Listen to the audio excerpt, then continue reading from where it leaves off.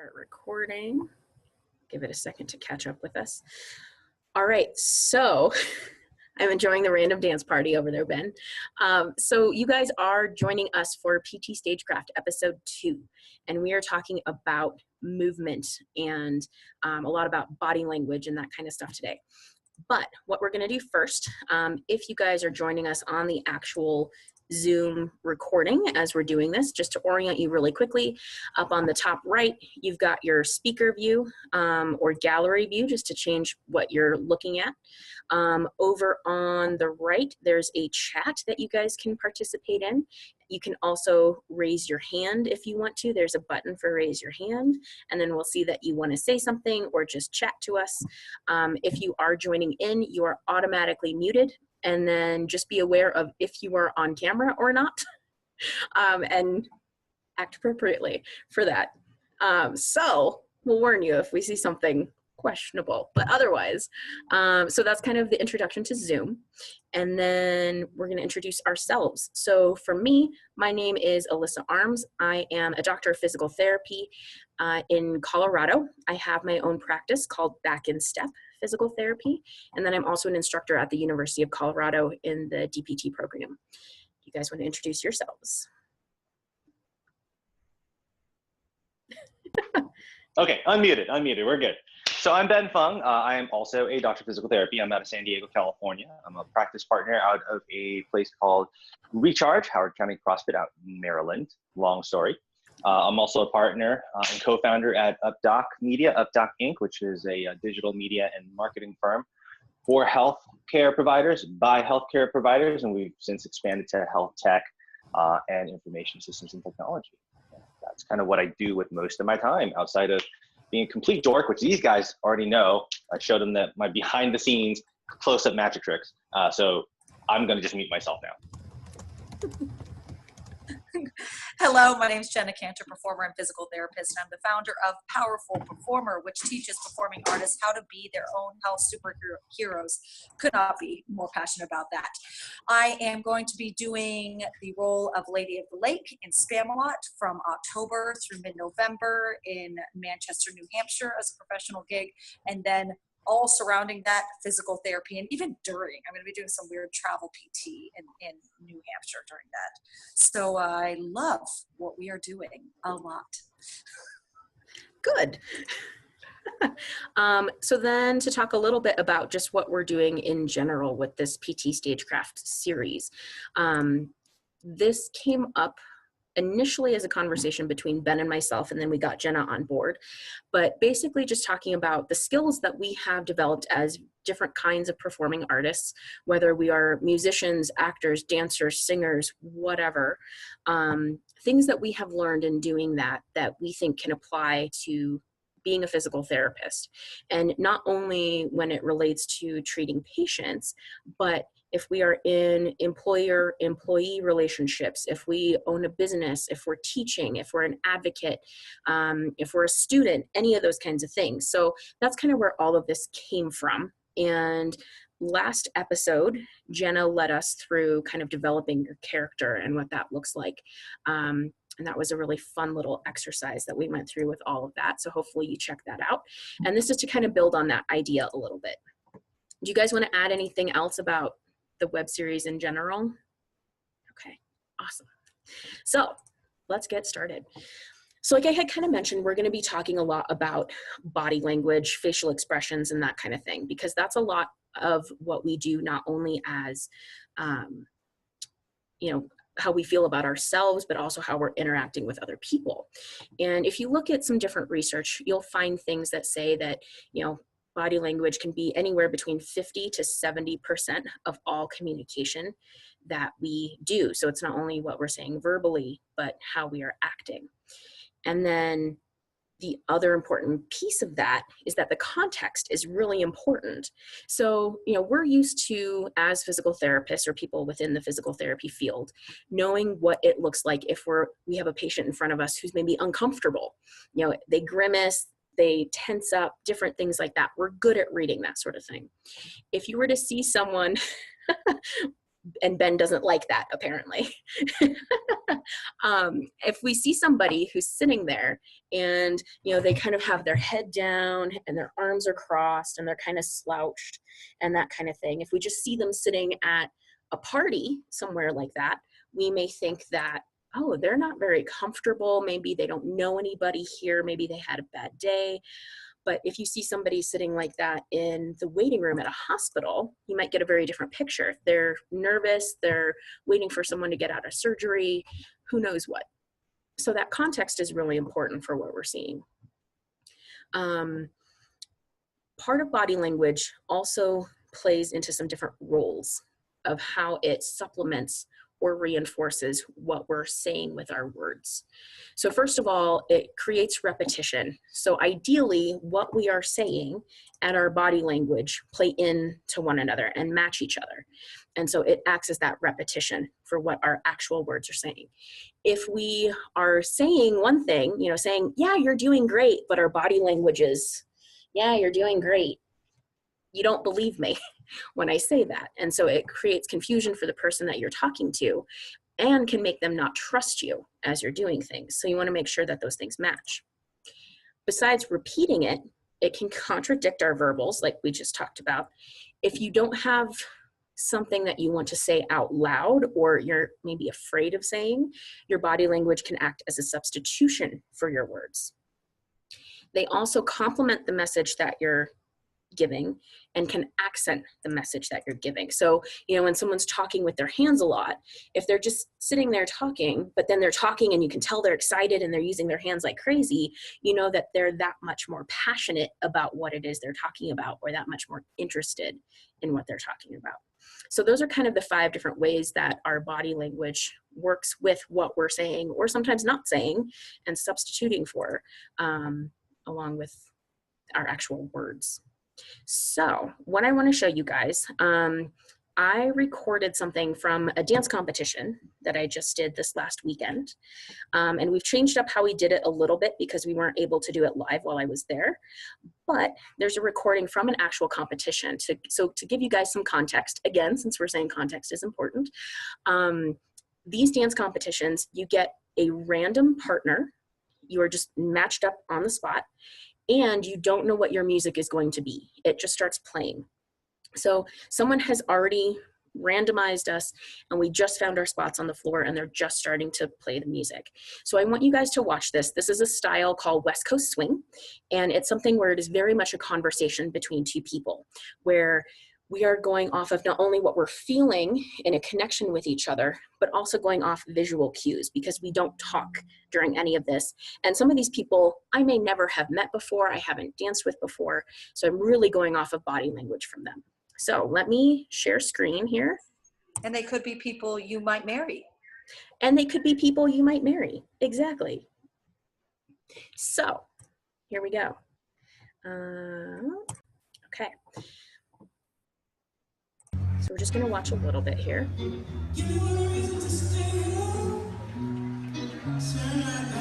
got some good old Tracy Chapman and Eric Clapton going here.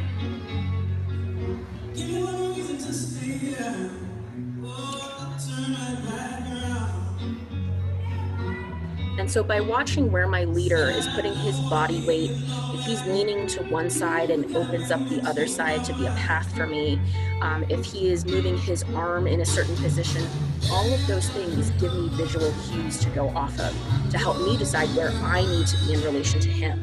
He's also watching me, so if I'm slowing something down or I give him real specific eye contact, he knows that he needs to be paying attention and try matching me.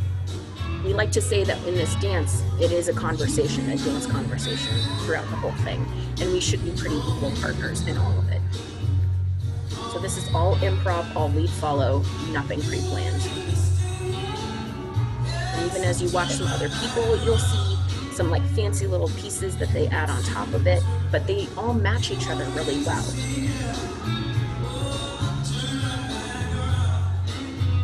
By the way, you are tearing it up. Thank you.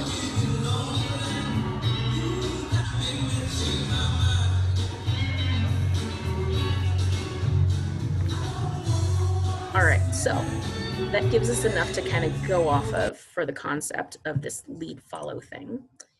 Let me come back here and stop sharing the screen. We should be back to normal screen now.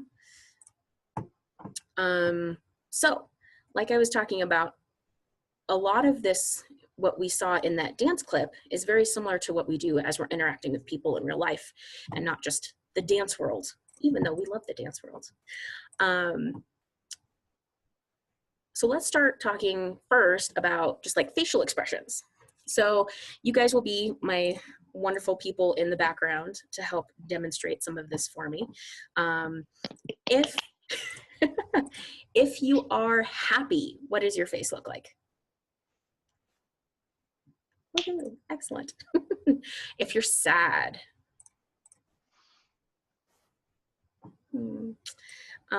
if you are angry, apparently Jenna laughs when she's angry. I'm just laughing because when I'm actually angry, it's not like, it's just like, it's not flat affect. Get out of there. It's like really yeah, it's so it's like you want to run. Leave the room. It's this, you want to run. Mm-hmm. Oh dear. Good to know. If you're surprised, what do you do? If you're afraid. Oh, my surprise looks the same as afraid. That could be. Confused. Don't like surprises. Confused? Uh-huh. Or disgusted. Yeah. So, you know, those are all expressions we're used to reading facial expressions a lot too. One thing besides facial expressions that we can go off of is the distance in between people. So I found some measurements, and it was kind of interesting that they broke it down this specifically, but distance in between people. So someone that you are in a close relationship with, that you have more comfort with, you tend to stand within 6 to 18 inches of them. So very close. If it's someone who is a personal relationship, but not necessarily like a close, intimate relationship, maybe a family member or a close friend, you're somewhere between 1.5 to 4 feet. If it's a social acquaintance, 4 to 12 feet. And if you're doing public speaking, it's 12 to 25 feet. Of course, all of this also depends on your culture. There are some cultures that are much more, you know, kind of don't have the personal bubble type of thing, even with people they don't know well. And then there are some cultures where, like, no matter what, you just kind of keep your distance unless you're at home in private and that kind of thing. But one thing to consider in here too is barriers that you have in place. So not only just the distance, but like if you're teaching and you're behind a podium versus walking out in front of it, you're going to feel a lot more engaged with the group that you're talking with, and they're going to feel that way back to you. Or if you're interviewing somewhere, if there's a desk between you and that other person versus you're kind of sitting out maybe in front of the desk at a couple of chairs and facing each other like that. And then one thing as a clinician, with a lot of the technology, we've gotten to the point where we're on laptops or computers as we're talking with our patients. And that can be another perceived barrier between our patient and ourselves. So just something to be aware of when we're talking about that distance or barriers in between us and the person that we're interacting with. So now I want to talk a little bit about some kind of positive attributes of, you know, people may see you as happy, friendly, engaging, that kind of thing. Smiling. So this is called a Duchenne smile, a genuine smile. It gets your eyes into it. So you can always tell when someone has that kind of fake smile where it's just their mouth, but if they get their eyes into it too, it's a lot more genuine with all of it. So just being aware, you know, are my eyes getting into it? If any of you ever watched America's Next Top Model and Tyra Banks, she talks about smiling with your eyes. So you can add that little component into there too. With a real smile, we also sometimes even kind of like raise our chin a little bit as we're smiling instead of kind of keeping our head tucked down a little bit. Exactly, Jenna, that was a beautiful, add the eyes and stick out the chin a little bit. And then you may also see the eyebrows get into it a little bit more when it's a genuine smile. Things where they call it like gravity defying gestures. So if you're raising your head, raising your chin, if your arms are going up, if you're walking and you're confidently swinging your arms, all of those things kind of add to that positive attribute of how you look, versus if you're kind of staying more quiet, things are closer into your body, more down towards the ground. That gives you a little bit more of that maybe standoffish vibe, or you're not as confident and that kind of thing. Exactly, Ben. Nicely done. Another important part is where our torso or belly button is another reference I've read about, where they are pointing.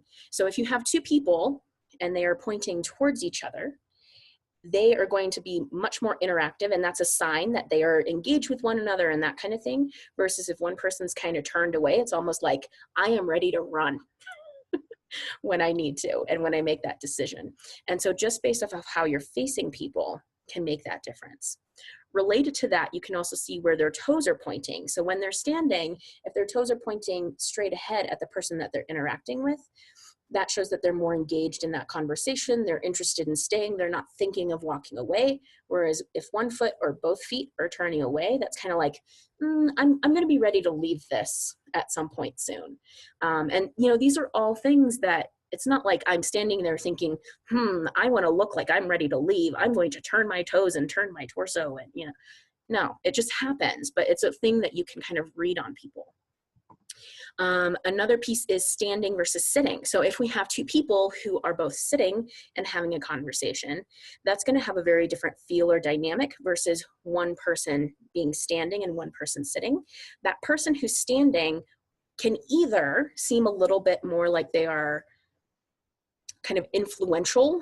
They're they might be educating the person that they're talking to or something like that, but it can also be perceived as bullying or trying to like one up the other person or that kind of thing. So, a lot of times with my students, we talk about getting down onto the same level as the patient that you're working with and being in eye contact instead of standing over them as you're talking to them or that kind of thing, so that you, again, seem like you're on a more level playing field. And then moving in or leaning closer makes you seem like you're more engaged than if you're leaning back or leaning onto something or anything like that. So some other things to kind of consider. Are there any things that you guys, Ben and Jenna, can think of or examples of any of these things? I love to build off of your sitting one. I was doing this subconsciously back in the acute care days. And it's so common in the hospital environment just to remain standing, because usually sitting apertures are reserved for patients, family members, that kind of stuff. And for whatever reason, I just developed this thing of pulling up the family chair from the closet or like the side alcove area, and then putting up kind of a diagonal seat where I can keep, patient at my full forward, but then within like the 45 like vector on this side would be where the family couch is, and I can keep everybody in view and that kind of stuff before I started moving wires and lines and all that jazz around. And I came across a PhD psychologist, and he like took the time, like after the subjective in sitting, he said, "Look, I'm going to interrupt you right now." I was like, "Okay, what did I do wrong?" That's like kind of like that's always like, "What did I do wrong?" But he complimented me, saying that I was the only clinician throughout the course of stay thus far, or length of stay, that sat down, and he loved it because that's what he does in his own practice. In his area of expertise, they've noted that sitting as a clinician will amplify the amount of empathy and care and even perceived time spent from the patient's perspective. And so you might only be sitting for 2, 3, 5 minutes, but they will take it as you care twice as much, you understand them twice as much, and instead of being there for 5 minutes, you were there for 10 or 20 or even longer. And it's a great way to, talk about starting off on the right foot, and it's actually just taking a seat. This is great. This is great stuff, Alyssa. So I wanted to tap on the getting on a person's level idea when you're playing with that kind of dynamic. Definitely anybody who works in pediatrics, coming down to their level is a big thing. Or if you're raising kids, honestly, that's a way you can really work and increase the effectiveness of your communication with that child. Also, when you're speaking, when you're behind the podium, you're saying that, but I also think levels, your levels as well has a big effect. You can be up on this higher part, everyone's looking at you going, wow, but when you get off that stage and you're standing on that level, or if you do audience interaction, and when people go down into a little squat and they go back and forth with the mic, it changes, it not only changes that like personal dynamic with that individual, but it gives levels, literally, just people feel it, to the energy of that presentation. So really playing with levels can be a very, very effective way of communication. And hard conversations. Hard conversations. Hard conversations happen all the time in life, whether personal or professional. Really paying, and I actually play with this a lot, really paying attention to what level you are at with that person. If that person's sitting, you sit. If that person's standing, you stand. Like really make sure you're on that person's level, aside from the fact that you should be in a completely private room away from every other human being in the world. is very effective. It helps the communication. Definitely. Yeah, awesome. So we talked about some of the positive things that we can do, and even, you know, kind of the flip side of some of them. But then other things that we may do, especially when we're nervous, unsure, not feeling confident, and that kind of thing. If someone is pursing their lips, if they're blinking a lot, that can mean that they're in distress or that they're uncomfortable. If they are keeping their arms closer to their sides, kind of restraining them instead of freely swinging them. And then, like we said, turning torso away, toes pointing away. If they're not making eye contact and they're staring at the ceiling or down at the floor, those can be things that they're not in the most comfortable state at the moment. If they're slumping or slouching, that can either mean that maybe they're looking for some sympathy, or that they're lacking confidence, that they're not very sure with things. Crossing your legs can make it seem closed off, especially if you're crossing and kind of that cross is pointing away from the person that you're talking to. It's kind of creating another barrier in front of you, much like crossing your arms in front of you does. And then if you're sitting with your legs kind of splayed, that may seem that like you're relaxed, or it can make you feel like you're almost overly comfortable or kind of sloppy. And then if you're talking with your hands, if you feel like you tend to ramble a lot, actually restraining your hands can help calm all of you down a little bit and make you feel a little bit more contained with it. You can gently fold your hands on your lap, let them rest at your side if you're standing, and that can help you feel like you're restraining some of your words if you are a talker as you're going through different things. Any ideas for any of these kind of more negative type things? Go for it. I love the hand thing because I know I can ramble. And so what I found is if I have the option is when I do a lot of speaking gigs is I'll actually take a hand mic so that it restrains me from being able to like just put on like a lapel and just start going all over the place, because I like to travel when I speak. So I'll come off and off the stage. Like I've been known to like jump off the stage and do crazy bunker things like that. And it's just me being me, but it can get into like massive tangent rabbit holes. So that, you know, I've totally opted in for a wireless handheld mic so that I can kind of just use one hand as a guide. And I've definitely noticed that that's helpful. Great. When you're saying a lot of this, it was bringing back a memory of mine. And it's happened on a couple occasions where you're asking someone, are you okay? And they go, yeah, I'm fine. You know, like all closed off and everything. And you ask, you know, 2 times, are you sure? You see they're getting progressively angry, and you go, okay.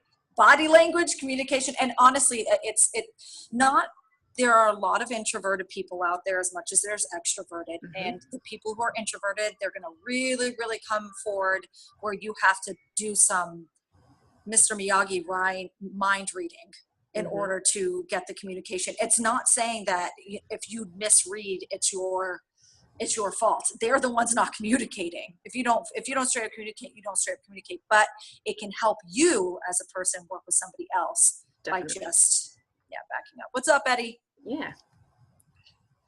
Perfect. So, those are kind of some of the things that you can use to observe other people, or even be aware of for yourself of how you're presenting yourself as you're interacting with other people. Those are also things that you can manipulate to help yourself feel a certain way. So if you notice that, maybe you're talking to somebody who honestly is maybe a little intimidating, a future employer, an instructor, someone that you really look up to, whatever, check yourself, see if you're facing them, see if there's anything that you're doing that's kind of closing you off to them. Give yourself a little bit, taller posture, taller stance, and that kind of thing. And when you're smiling at them, try to get your eyes into it and get that more genuine smile, because then you'll start feeling sort of happier about it, instead of like, okay, I'm forcing myself to smile right now, and not getting sort of the full experience with that genuine smile. These are also things that you can use to kind of go off of what Jenna talked about last time in our episode of developing your character. This helps you develop that persona for whatever situation that you're in. Also, if you dress the part, if you want to look more professional for something, dressing appropriately for that versus showing up in your pajamas can make a difference of how you even feel with it too. Or if you're really good at making up some of those other things, how you're presenting yourself with body language, the words that you're using, you can kind of give yourself a little bit of slack in some other areas. So just make sure that they're, ultimately your kind of average of all of those different types of communication are giving you the level that you want as you're interacting with somebody. We talked about these as being something that you can use to read other people that you're interacting with, and making sure that the words that you're using are also matching the body language that you're using, because if they contradict, it can seem like you're not sure or that you're not trustworthy when someone's listening to you. And then another thing to kind of think of in here is kind of that idea of power stance. It's another way that our body language can help influence how we feel about ourselves. So if you're going to be going into a tough meeting or a difficult phone call, even though you're not in front of another person, or you're nervous about an interview that you're going to, if you take a moment, even in the bathroom somewhere, it doesn't have to be out where everyone can see you, and you stand with hands on your hips, or best position yet is sort of starfish, where arms are up and legs are kind of out and that kind of thing, that gives you that feeling of confidence and power and that sort of thing. So then when you walk into that, you feel more confident as you're starting to have your interaction with people. With that difficult phone call, if you're standing versus sitting, that can also give you a little bit more confidence and power. And then the other thing, and Jenna already kind of touched on this, is use your persona to match the other person. That can make them feel like you are sympathetic to them, that you understand them, that you're on the same page. So if they, go to pick up their cup to drink, then maybe a second later you pick up your cup to drink also. Or, if they smile at you, you smile back. And then if you start to notice that they start matching what you're doing, that's a good indicator that they are now on your page. And so you can use some of these different things to kind of help determine, am I wanting to match them? Maybe it's a patient who's talking to me, a student who's talking to me, who, they're not feeling confident in something. They're wanting some reinforcement, positive reinforcement of what's going on and that kind of thing. If you match their kind of slumped and leaning in and that kind of thing, it's like, oh, I sympathize with you. I get what you're going through. And then as they're feeling a little bit better and you're kind of correcting yourself, if they start matching you, it's like, hey, we're getting somewhere. We're changing this to a more positive interaction for this person. So mirroring each other can indicate how you guys are as far as being on the same page or not. So in these last few minutes, any other things that you guys want to add, Ben and Jenna? This kind of makes me think of the research that's been on mirror therapy, using that, and how people have shown in the studies that have been done thus far that they improve better, they improve more from using the mirror. So it's interesting how you're bringing it up now, even in just body language, on getting on the same page with someone. I like that.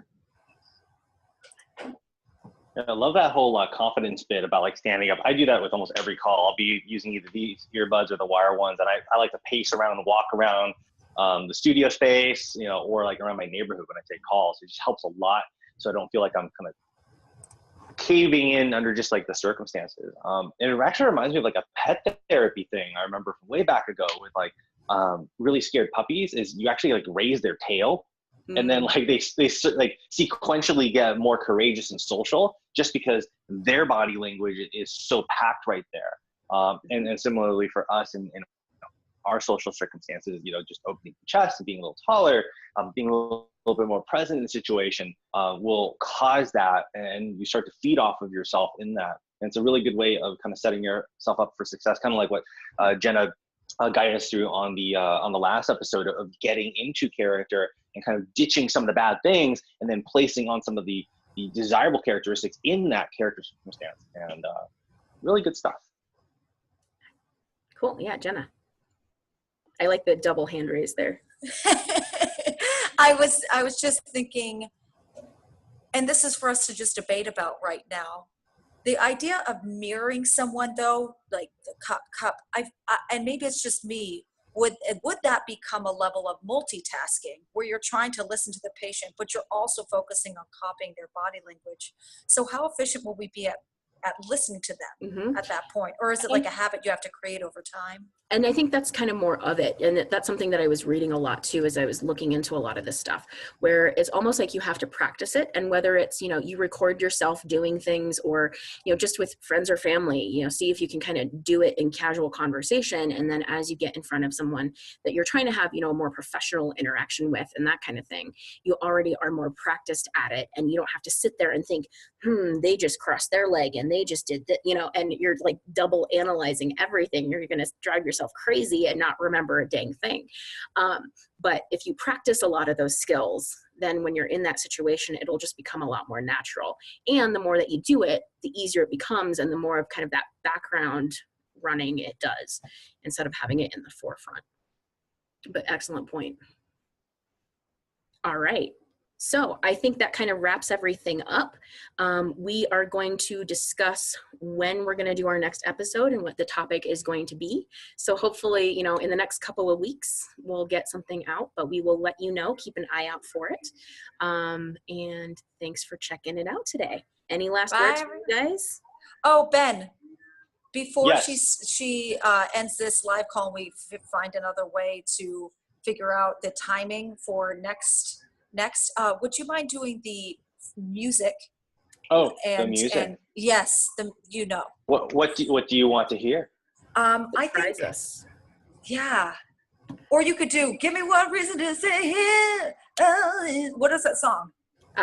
Give Me One Reason to Stay Here by Tracy Chapman. Yeah, by Tracy Chapman. Oh, Eddie said Through the Fire and the Flames. Ooh. So we've got 1 minute left of our recording, by the way. All right, so do it until it bounces out. Perfect. What was the thing? I'm turning off my Bluetooth so we can actually hear it. Through the Fire and Flames. Oh, I don't know if we'll have enough time for that. We'll see. Oh, Tracy. Let's just do this. Let's do this. Yeah. It's all good. I'm going to pretend like I'm Melissa right now. Standing up for this. Now I have to learn how to do this on the guitar. Yes. And I'm feeling him, intro. the random stranger. It's just green screen over here. People walking by my office are probably wondering what I'm doing. Give me one reason to stay here, and I'll turn her back around.